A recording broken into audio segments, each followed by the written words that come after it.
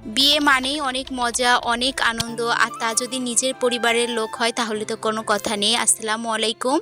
আমার বড় ভাইয়ের মেয়ের বিয়েতে আমরা কি করেছিলাম চলুন আপনাদের সাথে শেয়ার করি।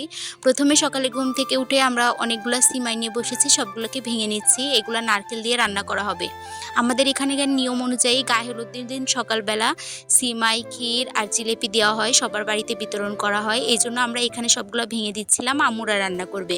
আর এইদিকে আমাদের বাড়িতে তো অনেক আত্মীয় স্বজন এসেছে, এই জন্য আমার আম্মু বাড়িতে পালা মুরগিটাকে রান্না করছে। এখানে কিন্তু একটা মুরগি না, বড় বড় দুইটা মুরগি আছে, আর সাথে খিচুড়ি রান্না করছে।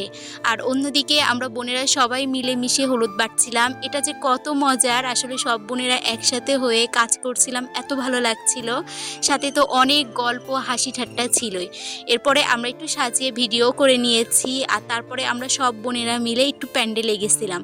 কিভাবে প্যান্ডেলটা বানিয়েছে ওইটাই দেখার জন্য। বিয়েটা তো হঠাৎ করেই ঠিক করা হয়েছে, এই জন্য খুব সাধারণ আয়োজন করেছে। আর এইদিকে সিমাই আর সাথে জিলাপি আমরা সবার বাড়ি দিব, এই জন্য থালে করে সাজিয়ে নিয়েছি। এটা হচ্ছে বিয়ের সকালের ভিডিও। ওই দিন সকালে আমরা সবাই মিলে অনেকগুলো মুরগি নিয়ে কেটে নিচ্ছিলাম। এগুলো হলো রোস্টের মুরগি। আর বাড়িতে যখনই বিয়ে হয় এই মুরগিগুলো আমরাই কাটি। আর গরুর মাংস আনা হয়েছিল, ওইগুলো আন্টিরা ধুয়ে নিচ্ছিল।